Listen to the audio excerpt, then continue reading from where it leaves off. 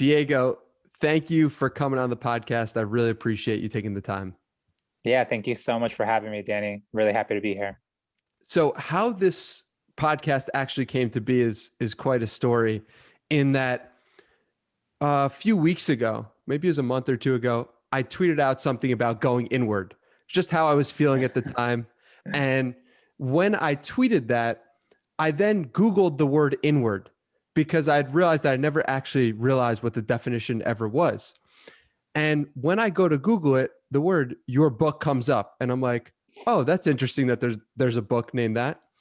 And then the following day, my friend Ryan Dreyer sends out a tweet about your book, Inward, and how it's been so revolutionary for him. And I was like, man, the universe is giving me a sign. So just one of those stories. And it was a real synchronicity for me. And I'm curious what your view and take on what synchronicities actually are. That's interesting. I like to move with my intuition. So like if because there can be so many different messages popping up, and you see so many words in one day, but like why does this one really call your attention?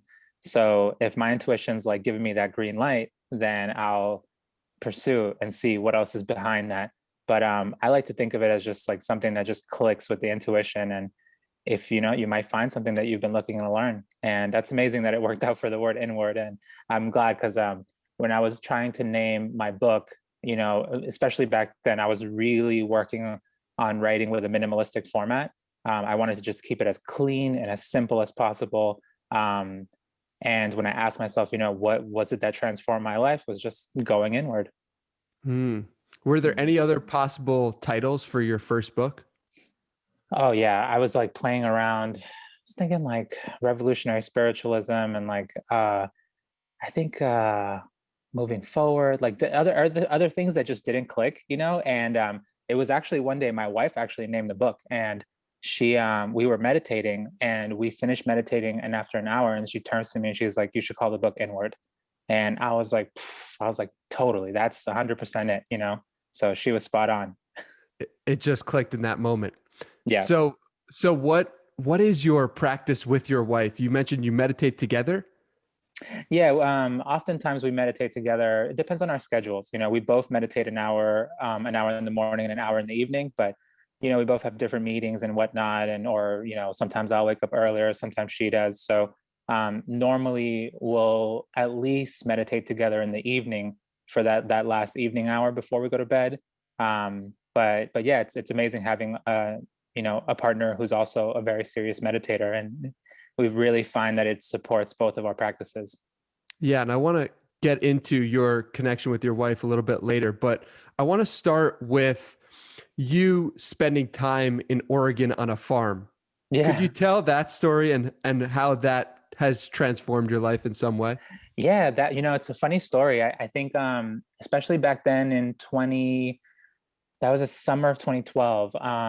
I was going through a lot of personal transformations. I was really trying to clean up my life. I had spent a while already, like a number of months off of really hard drugs, and was just trying to build a lot of positive habits. And one thing that kind of clicked was that I wanted to get in touch with nature. And like I'm such a city boy through and through. I grew up in Boston, and then I spent the last like 7 years in New York City.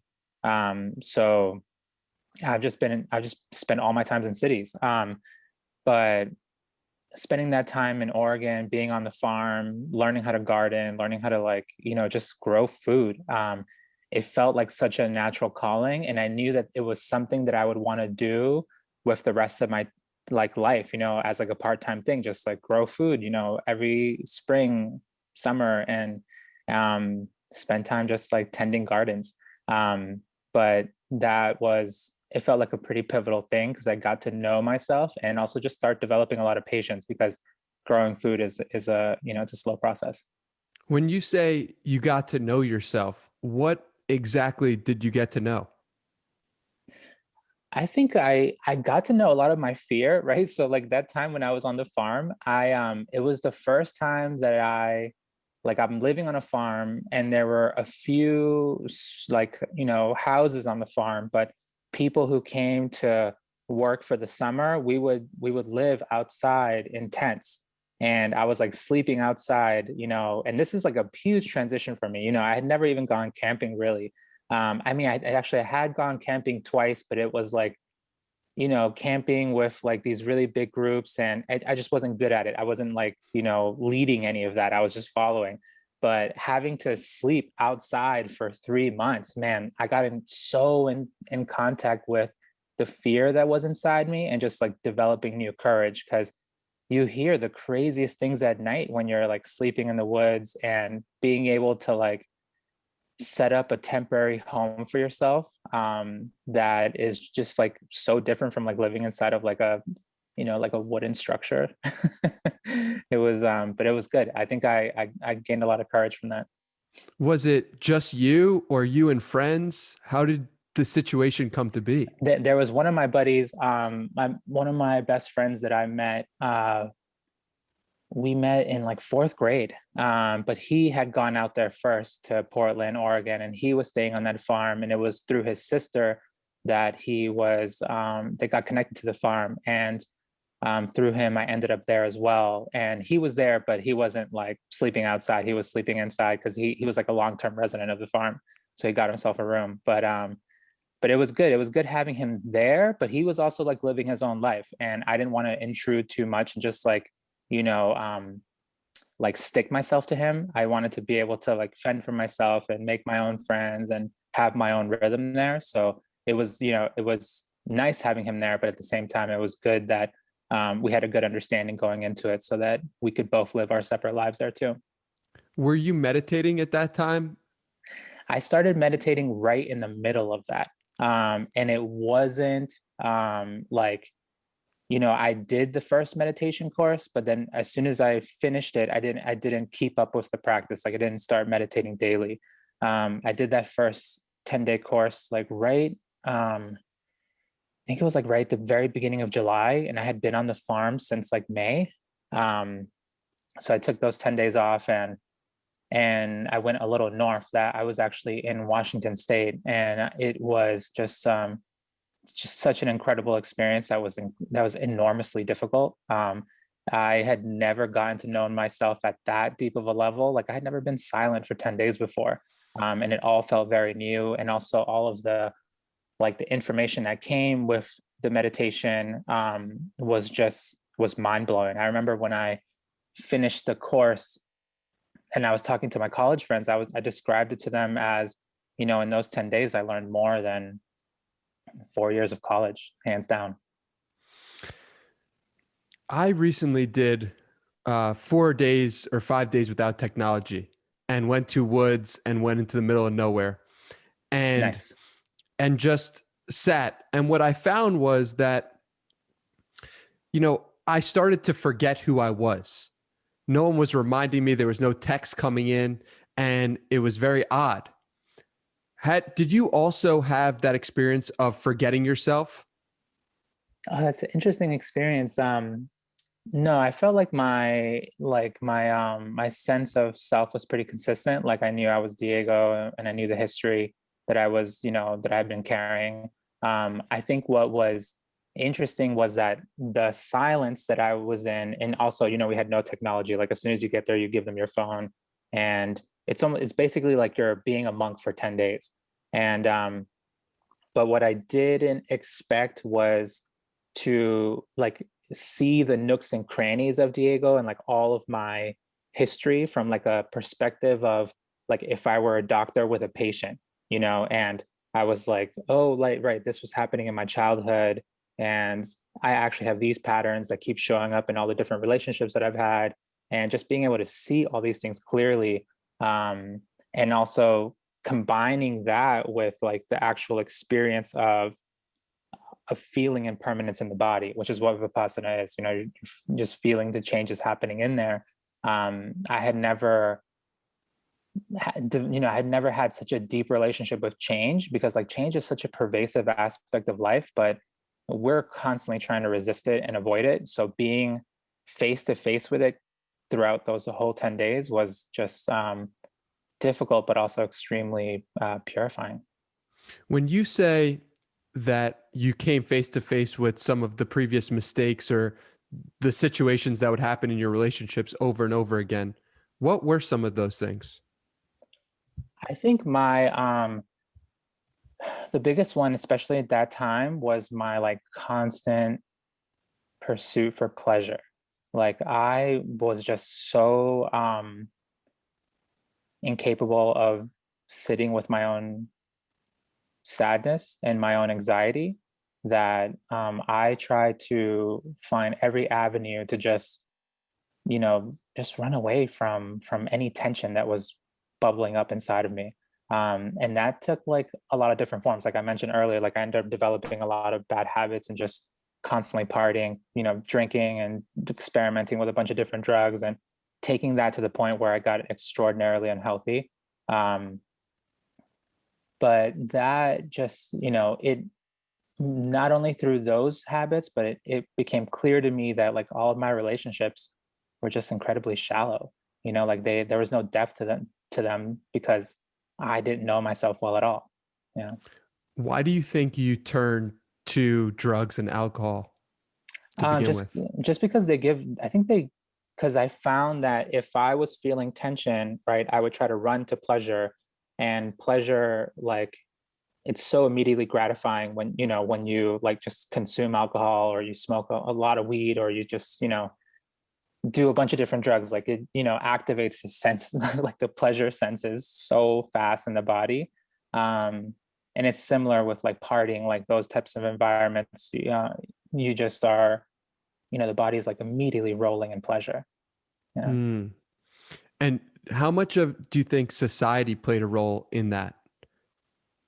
I think it played a pretty big role because, as a society, like we're just in mass learning how to heal ourselves.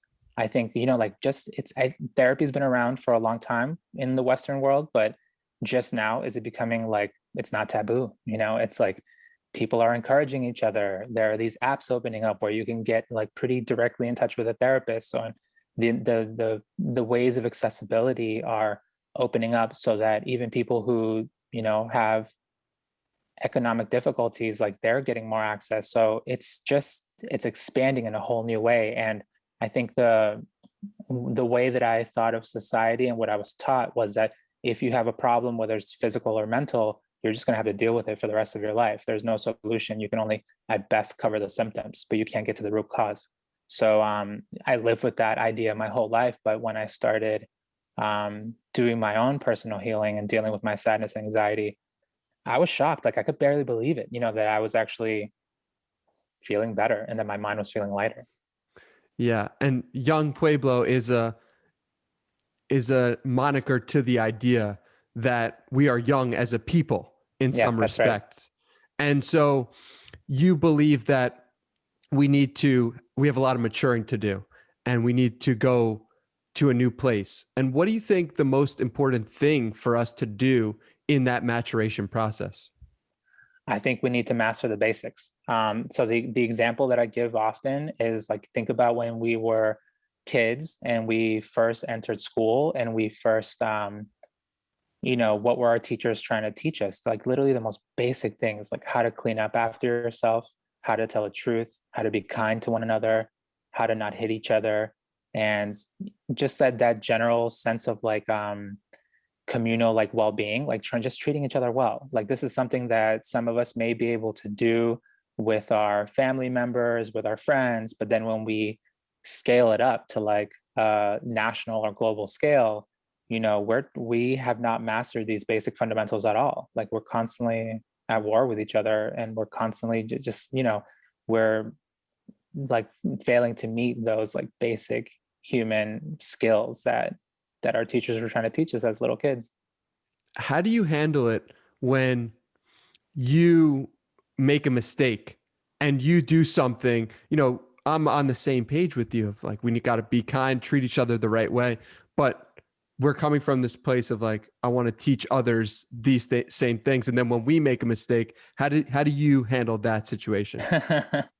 um, I think that's one of the best learning moments, because you're just not going to be perfect, man. Like like we're none of us, even if you spend so much time gaining wisdom, like there's always the possibility that someone's going to misinterpret what you're saying.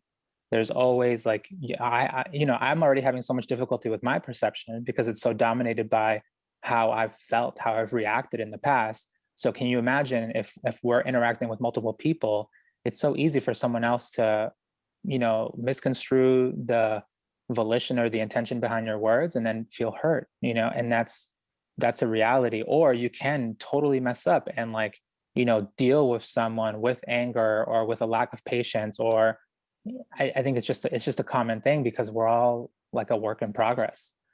So I think it's totally healthy to hold yourself to a higher standard, but then it's completely unhealthy to be attached to perfection.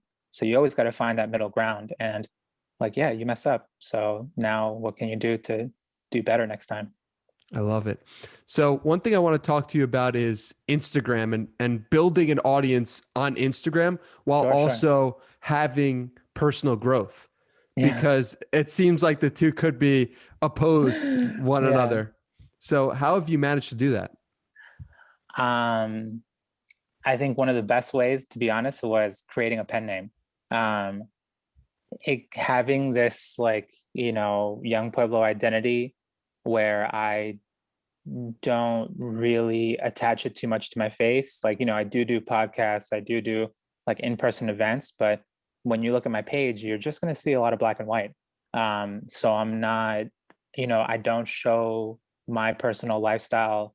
I don't show my daily, what I do and what I eat and what me and my wife are doing and who we're hanging out with. And, I don't show any of that stuff because I think, I see a lot of people do that and it's fine. People can do what they want, but I think it would be unhealthy for me because a lot of what I'm doing when I meditate Vipassana is like, I'm trying to decondition the mind and I'm trying to like shift that power that's in ego and shift it to selflessness and love. And if I'm just like glorifying my own face, that's not going to help me. And I'm just speaking for me personally, right? People can do whatever they want because people are very different.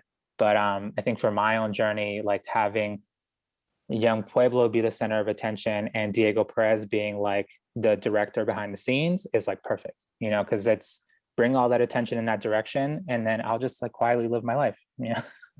When you say decondition the mind, what exactly does that mean? It's like an onion.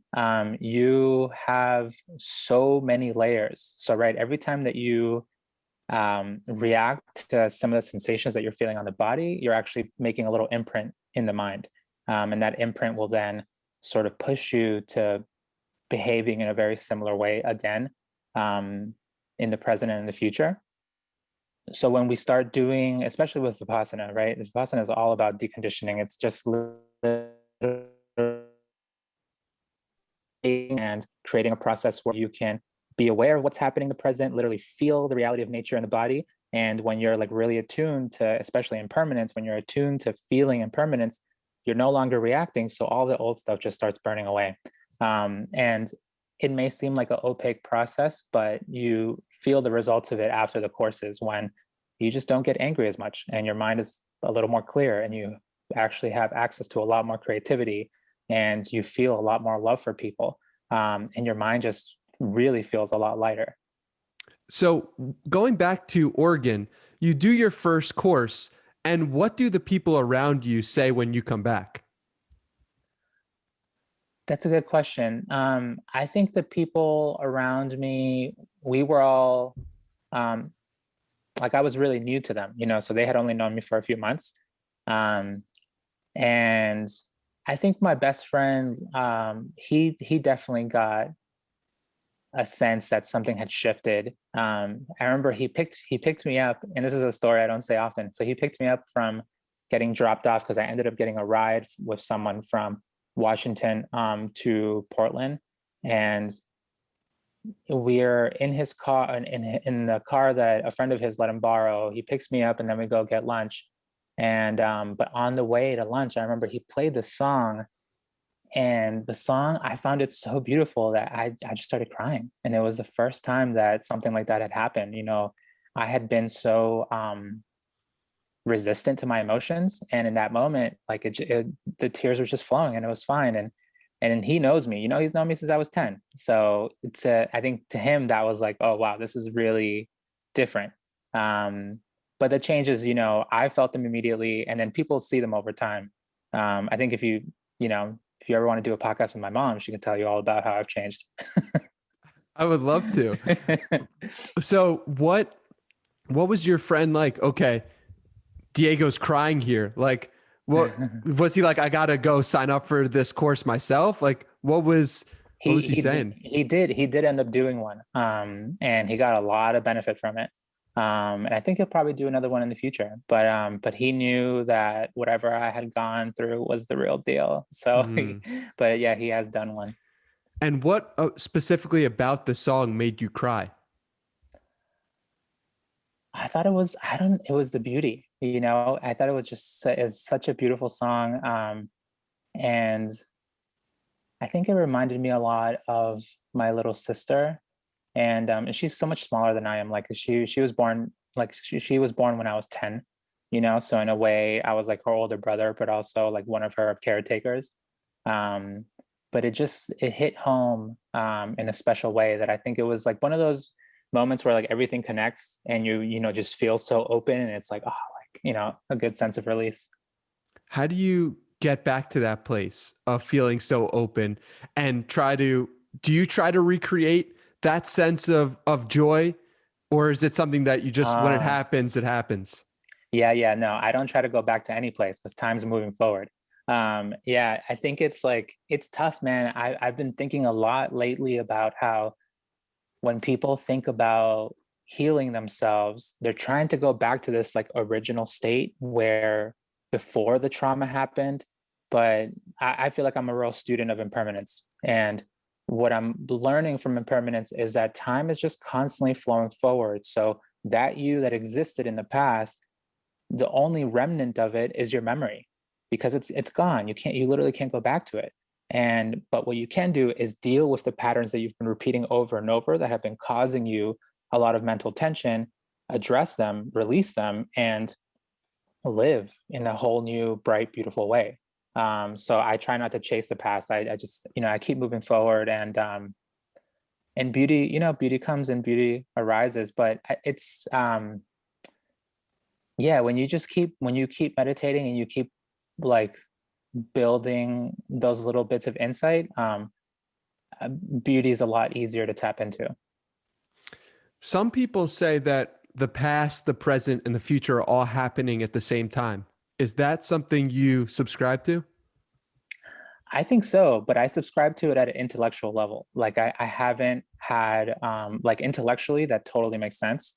But I haven't had too many experiences where it's like, oh, like, because one thing I've learned from meditating is that you can understand something intellectually, but it's not really yours until you experience it at the level of the body. If you're able to literally feel the truth of it, then it's like, oh, right, this is like real wisdom that is not only liberating me, but it's something that I can really write about or talk about. So it's something like, that's a type of, it's a thing I don't really write about because like, I haven't felt it. So, it's not mine to write about. Yeah. So when you say you understand it intellectually, you've read it from different sources and Exactly. It makes sense, but you haven't actually felt it. And to me, it's totally logical. It's totally rational.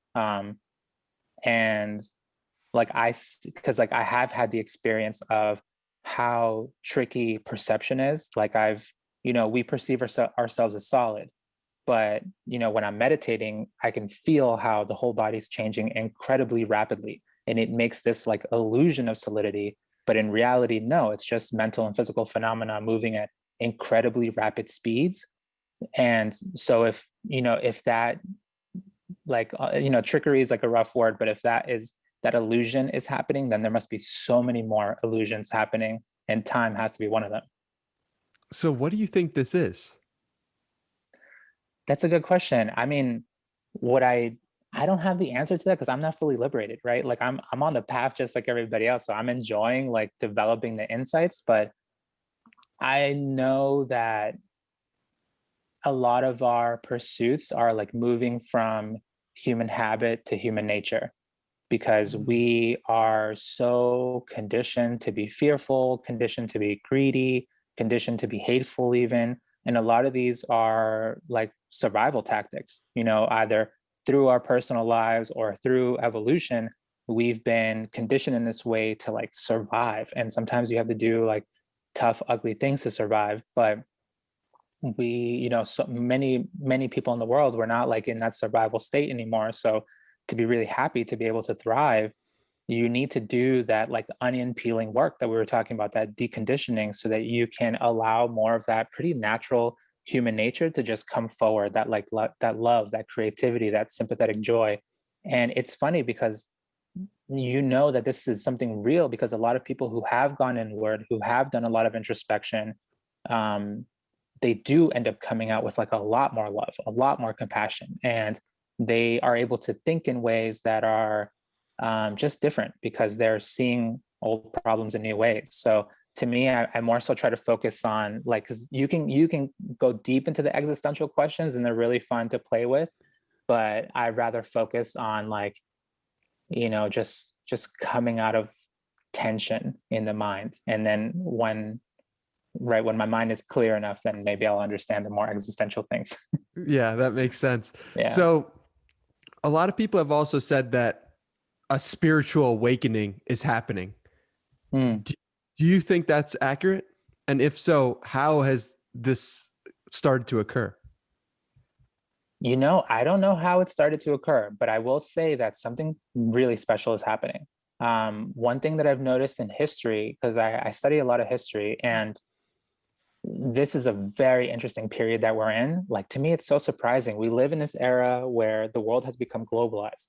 And now, because everything is so deeply interconnected, even more so with social media and the internet, we have access to all these tools that different cultures have been developing for either hundreds of years or recently or for millennia, that are real introspective tools that can give you results. So I think it's so funny that we, you know, we live in a very difficult century, like this century that we're in as humanity. Like, we have the biggest challenges to overcome, massive challenges. But at the same time, this massive healing movement is happening where people are, you know, developing more self-love, more deeply knowing themselves, are like overcoming their trauma, and through that they're learning to love others better. So it's interesting that, you know, at a time when we need more creativity, our minds are becoming prepared for more creativity, because you have to heal yourself to be able to access your full capacity. Hmm, Yeah. that's powerful. So I want to go back to your story, and Mhm. you start meditating in this farm in Oregon, and you must come back home. When in that path did you start your Instagram account and start Yeah. publishing your work? So the meditating happened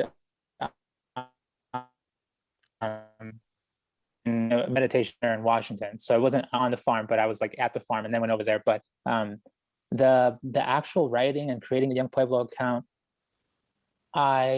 it became serious when after I did my third course.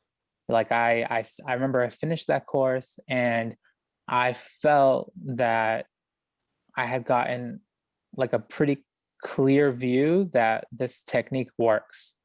And I was really kind of shocked that healing was even possible. Like I was telling you earlier, you know, I was so conditioned to believe like if whatever you have it for life and you're just gonna have to deal with it. So the fact that healing was happening, and I was really trying to examine myself, like, am I repressing anything? Am I lying to myself? Um, and I could tell, because like the you know, life will still continue throwing challenges at you, but the intensity of the reaction was decreasing, so that the challenges weren't so turbulent anymore. Um, and to me, I was like, wow, I was like, this is real. So what I felt was like, you know, I don't really know anything, but I do know my own experience. And I I thought, you know, I should write, I should share, I just share reflections on the fact that healing is actually possible. And that's how it all really started, because I was like, man, other people should know that, you know, like healing is available to us, because I know that I'm not the only one who's suffering in their mind.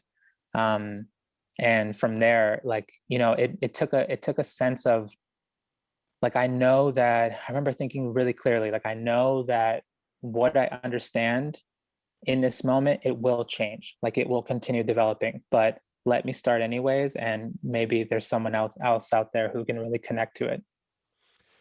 When you were first uncovering some of your own trauma and going deeper on your own issues, what were some of the questions you were asking yourself to uncover that trauma?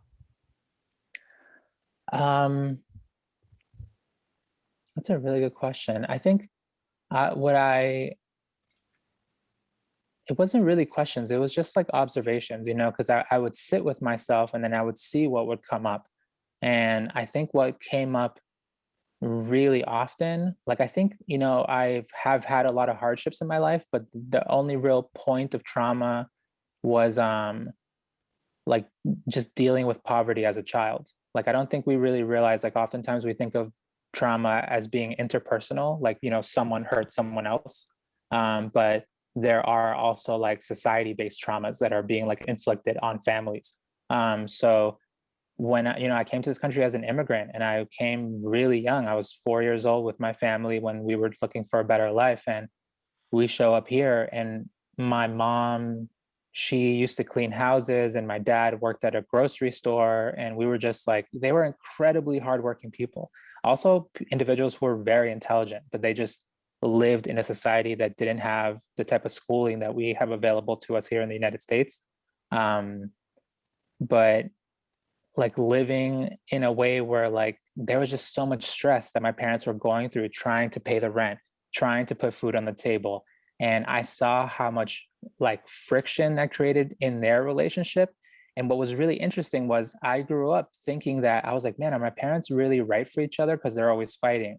But then as I grew up, I later saw that it actually wasn't like their love for each other was real. It was just that their situation was so difficult, not having money, that it like put too much pressure on their love. And now that I see them, now that I've grown up, my brother's grown up, my sister's grown up, they don't have to take care of us, and we actually support them too. They're so happy and they love each other so much, and the love between them is real. And it was actually just these like structural pressures that were, could have really broken them. That's beautiful. What do you think we can do about poverty in this country? I really like what Yuval Noah Harari wrote in the 21 Lessons for the 21st Century. I don't know if you read that one, but it's a phenomenal book. But there's one aspect where he talks about, and there's a lot of different things we can do, but honing in on the idea of human basic services and human basic income. The two things are, there's a lot of like people talk about them in a lot of ways, but I think about it more in a moralistic sense. Like, we should just have this like common benchmark for all human beings, and think about it as an extension of human rights, where like you should have access to basic services. You should be able to like go to the hospital and not die, and not like, and because you went to the hospital, you shouldn't lose your house, and similarly, you should have access to really good schooling, and you should, at least have an access to a minimum amount of food so that you don't die. These like basic aspects of compassion that should become structural. And similarly, and other countries have experimented with this as well, and it's gone pretty well, but a basic income that will help you just like make ends meet. We're not talking about giving people like lavish lives, but just like having that humane benchmark so that people can have some breathing room, because it's hard out there, man. It's hard being poor. And it's funny because that this idea of like poor people being lazy, like, it's not true at all, man. Like, I haven't seen, my parents just worked so hard, but they were like stuck in a poverty trap. So going back to your parents, what was their reaction to young Pueblo and Diego of new? My parents at first, even before young Pueblo, like, they knew that things were changing because I was being more honest with them about how much I love them, because I've always felt a real gratitude towards them, because I saw how they put the team on their back and they carried us forward, and they did make a good call by bringing us to the United States. But I think especially with my dad, like, my dad is like a very old school type of person, where he will show you how much he loves you by busting his ass for you. You know, he may not hug you, he may not like want to talk so much about his emotions, but he will just like, he will work for you and will take care of you. But I knew, I was like, I know, like, especially me and my dad, we have such a strong connection. Um, I was like, I love this guy so much, and I know he loves me so much. And I was like, let me just hug him more often and see how he responds. and and it's so funny because now, like over time, he's become so much more loving. He'll like hug me and all that stuff. But I think having that connection with my dad and daring myself to like, you know, if I change the way how I act, let me see if it changes the way he acts. And it totally has. But their response to young Pueblo has been really supportive. They just like can't believe it, you know. I come from a family of like really like a working class family of pretty like nine to fivers. So having this like type of work that is like 80% creative and is just like kind of all over the place. Like I don't have like a set schedule, you know, and actually fall into situations where like I'm working too much because I don't have a 9 to 5 and like I'm just responding to things and whatnot. So I'm always working on a good work-life balance. But they've been really happy for me, and they just can't really believe it. Yeah. Yeah, I wanna put a pin in that about overextending yourself with work when there's no set hours. But I also want to ask about your dad, and particularly how to break down somebody who is who loves you, but you want them to show the love back, or you want them to be more open. Because my dad, same exact situation, Yeah. hardworking guy, but difficult to break him open in the sense of loving him and having him show love back. So asking that question to you is like, how do you break down someone who you know has love for you, but want them to show it? I think, I mean, what I've been trying to do, especially with my father, you know, is like, I want to understand his background because a lot of times, like, we grew up in a different generation and, like, man, like, when, you know, for them, it was hard. Like, it was Yeah. really hard. And when I think about the struggles that my dad and my mom went through, um, I always try to put that into context when if I ever have difficult moments with them, or if I ever find moments where, like what you said, like I want more from them, but they're not able to give it. But, you know, I can't pull that moment out of their personal emotional history. Like it has to be understood because we're very complex individuals. Similarly, with any individual, like you can't take this one instance and be like, oh, this is who they are. It's like, nah, like this has been building up over a very long time. And this is just one instance where they behaved in this particular way. But they're, you know, each individual is like a multiplicity. Like there's so many versions of them. So I'm always trying to like understand my parents, where they come from, and then like, you know, deal with them with compassion, and then also not be too pushy because like I can't expect them to have the same capacity that I have because I have been to spend a lot of time being introspective and they haven't gotten that chance. So of course they're not going to have the same capacity that I've had, you know, that I've been able to develop.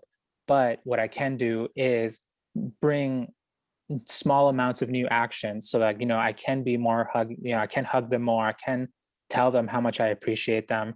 I can, you know, bring them gifts and take care of them really well. And I think they like, because I'm like modeling a certain type of behavior, it makes more things okay, you know, new things okay. Yeah. Yeah. Eckhart Tolle talks about how we have generational trauma and Mm. how each generation passes down trauma to the next. And when I read that 2 years ago, I was like, damn, I've never thought about it like that. Has that been true from your perspective? And if so, how does it feel to be aware of generational trauma? Oh, I think it's totally true, man. It's in, you know, it's like I'm not a biologist, but I've read about you know, like epigenetics and stuff. And it's it's something that I definitely have felt too while meditating, where you can almost like feel the pain of your ancestors. Like think about how many of both of our ancestors have been parts of war. Like how many times, you know, like over and over. Like human history is just like it's a series of battles. And it's to be able to have, you know, like done so much violence, committed so much violence, and then we're like carrying that like propensity for violence inside of us. Like it's really intense. So and yeah, there have been times where I've like meditated and I felt how like I come from a primarily indigenous background. Like I have a lot of different types of blood in me, but the biggest one is definitely um indigenous from Ecuador and Peru. Um, but I felt like the trauma of genocide. And it's weird to put like a name on it, but it's something that like I could just almost like feel in my blood. In the same way that I could feel that like trauma of genocide, I also feel like the victory of survival. Like, we're Mm. still here. Like there was a horrible time, but we're still here. But it's something that like it's hard to put a finger on it, but it's just something that just becomes really clear when you give yourself the time to be introspective. But similarly, like all things, we live in this time to learn how to not be dominated by the past. So we can, figure out how to heal ourselves and how to make better decisions so that we don't keep repeating the same history and cycles. How many people do you think are carrying around that?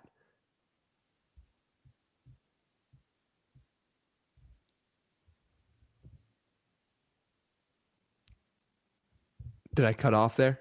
No, no, you're good. I just asked, how many people do you think are carrying around that baggage? All of us. Yeah, I think it's hands down. I mean, if you're alive today, then that means that somebody had to struggle for you to be here. And it doesn't matter if you're like white, black, Asian, indigenous, like everybody has experienced struggle. So, you got something in you that you need to work out. So what should people's reaction to that be? Should it be to look inward to heal themselves of that? Should it be something else? Yeah, I think it depends on your own conditioning, right? Like some of us have gone through like horrible things, and even in just this very life. Um, so my recommendation to people is you're going to want to find some sort of healing tool, and that could be one-on-one therapy. It could be something as simple as journaling. It could be, different forms of meditation. There are very light forms of meditation, very, more serious forms of meditation. And even outside of those three, there's like so many more things that can help you heal yourself. It's a very case by case situation, but I think everyone in the world can benefit from healing. Even if you haven't experienced intense trauma, you can at the very least recognize that, yeah, you could be a little happier. You could have less anxiety. You could be, less intense about your reactions. So there's something for all of us and any of us to work on. And I think when we as individuals are able to find that method that helps us, get to know ourselves better and is challenging, but isn't overwhelming, finding that sweet spot is key. It's everything, because then you're going to be able to get to know yourself better without having way too much stuff come up at once. Because then you're not going to want to go through the process. So I really recommend, for anybody, like go out there, do your Google searches, find a thing that, you find challenging, but is not overwhelming. And also something that just clicks with your intuition. And you're like, you know what, I want to give this a shot. And because we can all like, if can you imagine the world, like if more and more of us just like even take a few steps forward and love ourselves better, even take a few steps forward and we can think a little more clearly and can be a little more loving towards others, like the world will change radically. And I relate to you so much because I came from a place that's so far away from loving myself and so far away from giving love to others. And if I can do it, then anyone can do it, is how I feel. And I'm wondering if you feel the same way. Oh, for sure. I think anybody could do it. And you also don't need to you don't need to become Jesus and the Buddha. Like that's like a really hard, long walk. And I actually think human beings have the capacity to get to those really high levels. But even if you just take a few steps forward, your life will be better and you will make, you will support like basically a new global peace. You'll make the environment around you much better as well. Yeah. So I said before that I would come back to you working in this Instagram world or this world of digital content. How do you manage it? um I've been learning, it's been a real learning process. Like in the first 3 years, right? The first when I was first started writing, and I was like slowly putting together my first book, Inward. um, Nobody wanted anything from me, right? Like I would post, and I had a few thousand followers, and they would enjoy my work, and some of them would share it, and it was all good. Nobody wanted me to be on podcasts. Nobody wanted me to do any presentations. Like my email was empty, right? And as things, like, it's the internet, it's like, as things compound over time and things keep snowballing and spreading, and also, like, I'm developing my craft, so I'm learning how to write things better, how to hone the message, and I'm also growing through that time. So as an individual, like at one point in 2017 is when things really started picking up, and over time, you have more emails, more people reaching out, and it does get to a point where, like, you just get a lot of offers, but then you're just one person, and you could only do so much. So literally my team is like, it's me and my wife, and we just take on only what the two of us can handle. And lately, like, my main goal is to just take on very few projects and do those few projects that I've committed to, do them really well. Because I've done things in the past where I'm like, oh, I'm taking on too much, and then I'm like, oh, like, I'm too spread out and I can't quite focus. So I'd rather be productive in a slow way, and really, like, just do the things that I'm doing well, because I'm not like I don't ascribe to the idea of, like, being super mega busy, because then I'm just like kind of distracted. But yeah, I try to just take on what I can actually do.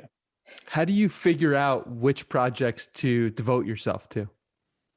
I give, like, just writing gets the most things. So like I have a new book coming out April 27th, but I'm working on a third book as well. So like that third book is getting the vast chunk of my time, and everything else is kind of like to the side, because at the end of the day, I feel like um, a book has greater leverage. Like, I can, if I write a really good book that people actually find useful, then the potential for me to, at the very least, like, help people, it's greater with the book. And similarly with, like, Instagram, and like I've started a Substack, and it's like the same thing. Like, I love the fact that the internet has come to this point where you, as a creator, you can just, like, give a ton of stuff away for free.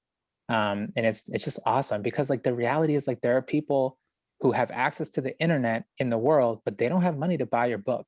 So at the very least, like, you can, give them something, give them, like, 50% of what of or something like that, that would be, the type of stuff that's in your book, or like the material that, is kind of leading up to the book, or they're able to get some value.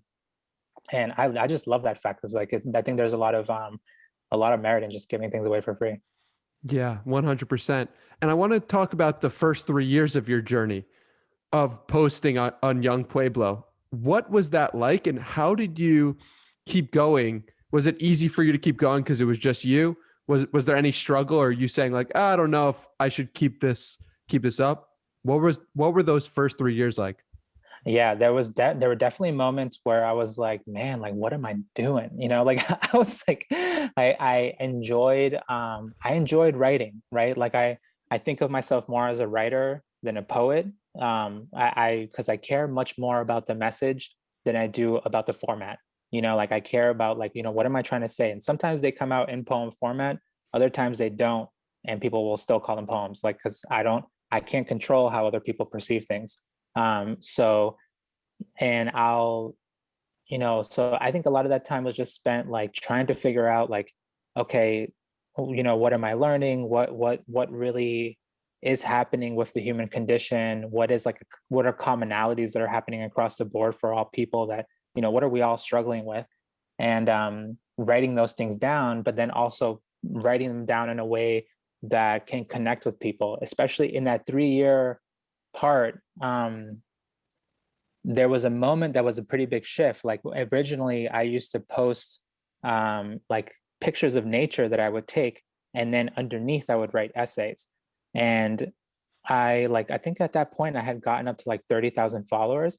But, like, the big shift was when I was like, I was getting really inspired by R.M. Drake and Rupi Kaur and like R.H. Sin and people who were like, they're like some amazing poets. And they had totally, totally different messages from the things that I was putting up. Cause like my stuff was like really like reflective self-awareness type material. But they were writing about like love and heartbreak and like, these things that I was like, man, this is so beautiful. But they would, have these like powerful black and white formats. And I was like, oh, this is dope. Like, I can also put things out in black and white and let me take the main idea of what I'm writing and put it up here as an image. And the moment that I started doing that, just like taking the main idea from the essay and then putting it up and then sharing the content in the caption, it like totally changed. And that's one of the things that I tell friends who are also writers or who, have some project that that they want to expand on social media. I'm like, well, if you want to grow, you need to make shareable content. You need to make things that people are going to want to put up on their stories or put up on their pages, because otherwise, like how else are you going to grow? So shareable content is the key. What else would you say to someone who's trying to grow on Instagram other than shareable content? Consistency. I think it's really hard, but like literally if you post once a day, the algorithm finds that very agreeable and it'll support you. Yeah. So I guess you took a break from social media at one point, maybe multiple breaks. And how was that? Was that challenging for you to put it away? Yeah, I've taken breaks, but only in the context of like going to retreats. So like Mm-hmm. I still go to meditation courses. Every year I go multiple times a year. And when a new year starts, like the first thing I do is I set aside my meditation schedule and then I do everything else. But since, because I started meditating in 2012, but since I think like 2017, I started doing longer courses where I would go away for 20 days or 30 days. Um, this coming January, I'm going to do a 45-day for the first time. So I'll be gone for like longer and longer periods of time. But taking those breaks, man, it's incredible. Like one of the best things I love about going to the courses is like, yeah, I give them my phone's off, and I've done both experiments where I just like log off for 30 days and I don't post anything, and it's totally fine. Like, people are excited to see you when you get back. And I've also like pre-planned posts so that it keeps posting even while I'm gone. And it also works great. So But which do you prefer? I think the pre-planned, like just in terms of technical like social media growth, like pre-planned posts while you're away is key, because like it just keeps the algorithm fed. The algorithm is like it's a you know it'll just keep taking and keep, you have to feed it, and Yeah. it needs more. And it is a bottomless pit, so you have to be really careful to like have your boundaries with it. But I've been able to set up systems where like, yeah, I can go away and I'll have like a family member, post for me, and it's great. Yeah. It's interesting. Yuval Noah Harari also, when he starts his year, he plans out his meditation calendar as well as the first thing. So it's interesting to hear you do the same.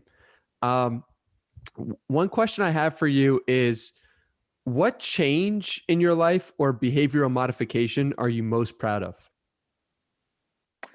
um I think, and you'd have to ask my wife to confirm, but like I think, at least in my mind, I feel a lot less selfish than before. I was so self-centered before the healing, and you want to take good care of yourself, but you also be want to really careful to not be like feeding your ego. So because I've been doing, such consistent meditation, it's really helped me just like unbind a lot of that thick density that the ego carries. And in that, I feel like I'm able to show up a little better for other people in ways where I just wasn't at all. So like, I think the key word is being less like self-important, because like, yeah, well, like, yeah. When you say before the healing, do you have a specific date that you have when you feel healed? Oh, that's a good question. I think like the healing started in the summer of 2011. Um, and in a lot of ways, like I'm not perfect. Like I feel like I have a lot of things that I'm working on, but the like deep healing of like letting go of all of these like drugs and the intensity of sadness and anxiety, no, they're not there anymore. Like I still feel sadness and anxiety. Like don't get me wrong, I have every emotion that everybody else has, but the reaction to the emotions is a lot less intense than it used to be. So I feel in some ways like I'm shifting from like the healing journey to like a liberation journey, where I'm trying to put a lot of my energy into I spent a lot of time, practicing and learning the Buddhist teachings, and the Buddhist teaching of coming out of suffering, like the suffering that we cause ourselves in our minds. Like, man, that's deep, deep psychology. Like I really believe that the Buddha was like the wisest psychologist in all of human history. Like he understood the mind way better than anyone else alive today. So I spent a lot of time studying that and just getting so much from meditating. So that's why I give, like, first and foremost, I'm a meditator, and then after that, I'm a writer. What's been the biggest takeaway from the Buddha, the psychologist? Um, I think lately I've been thinking a lot about the composition of the mind. Like the Buddha takes the mind, and there are these four main parts. There's your consciousness, your perception, your sensations, and your reactions. So like understanding that this composition comes together to create your sense of I, and that they're actually all moving parts. They're constantly changing. So being able to see the impermanence within your sense of ego, I think it's really valuable, and is potentially a gateway for liberation. You'll let us know on that, right? Yeah, yeah. So you brought up the new book, and I want to bring up a passage. I'm sure you get bored of people reading passages from you and reading them yourself, but No, it's all good, man.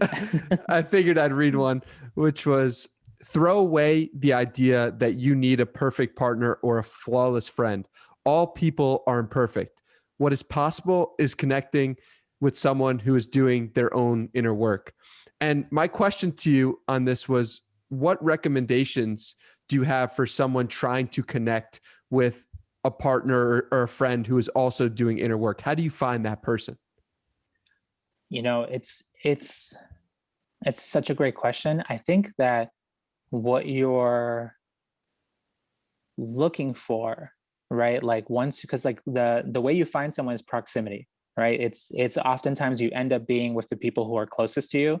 So either through somebody through work, or somebody you met online, or somebody who has similar tastes. But then once you're interacting with them, what are you looking for? You're looking for even the slightest bit of potential to be able to know themselves, or the fact that they've done a little bit of, that have some degree of emotional maturity, and they have You spent you time cut off coming in contact with their emotions. you cut off when you said a little bit. I'm sorry.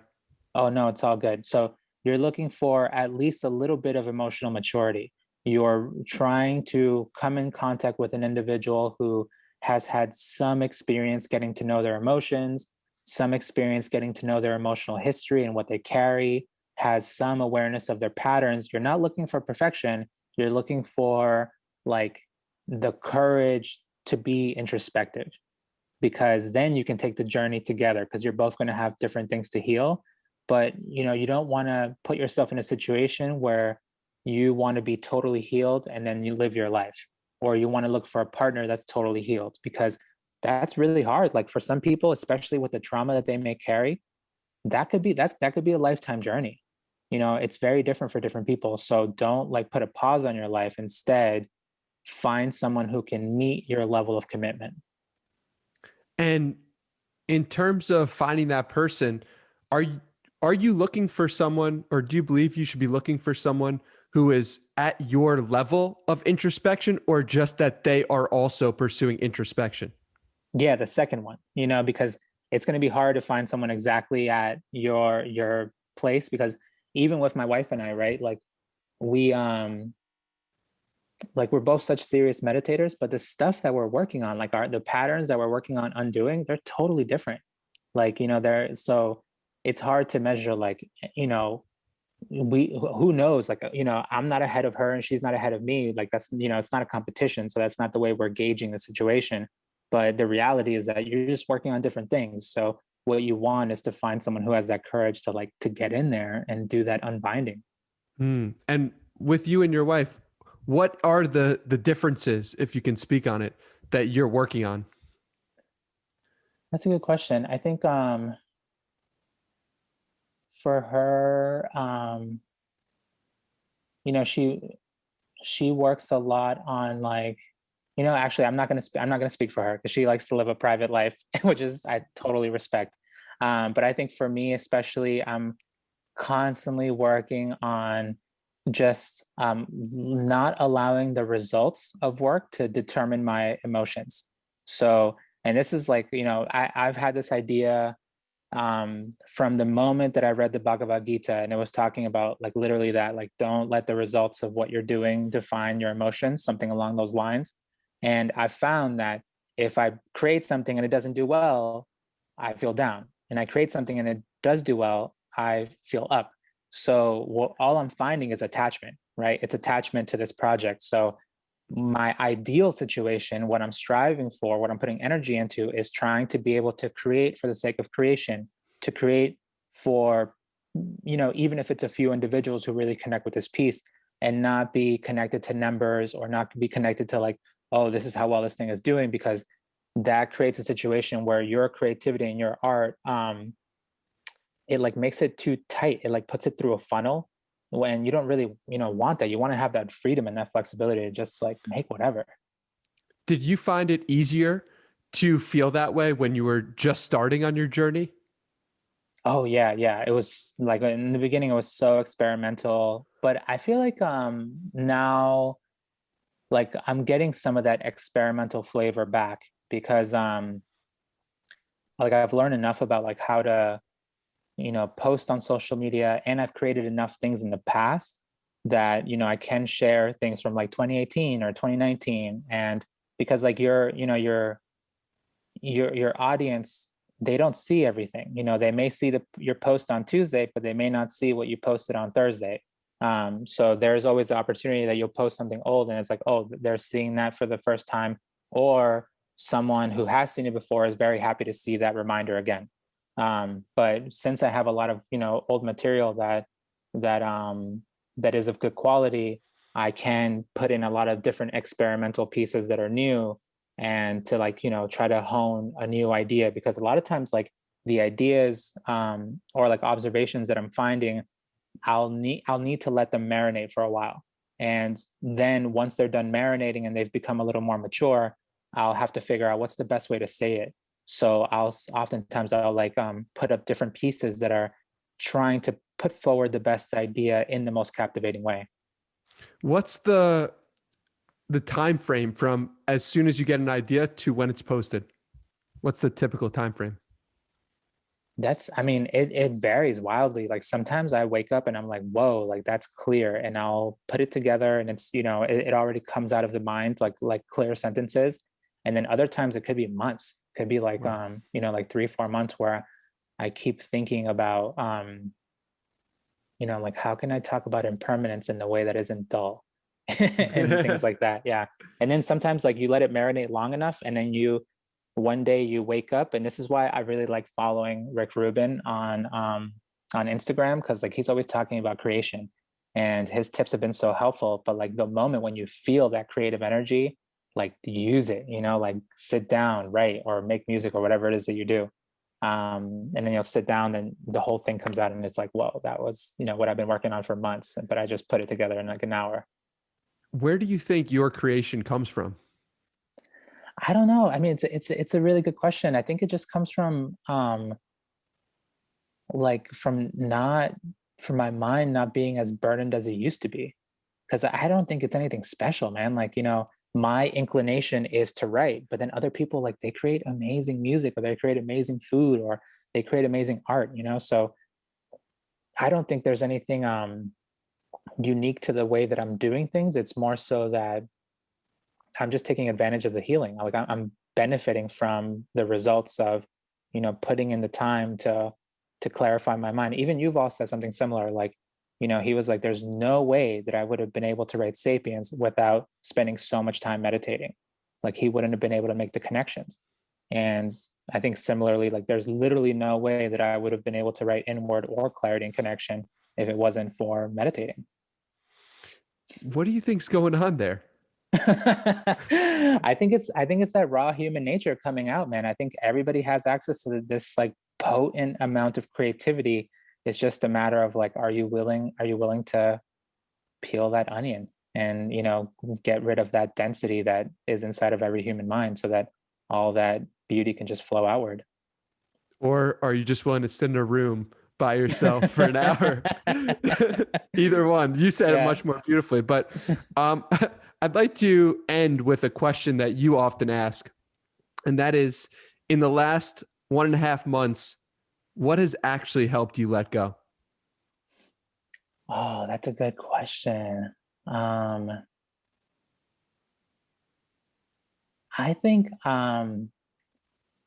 what has actually helped me let go is probably like two things. Like one is like the main thing is always the meditation practice is like continuing even when it's hard. Because like there are some times where I'll meditate for like a week or two and it's just like hard. Like I feel like I'm trudging through mental mud.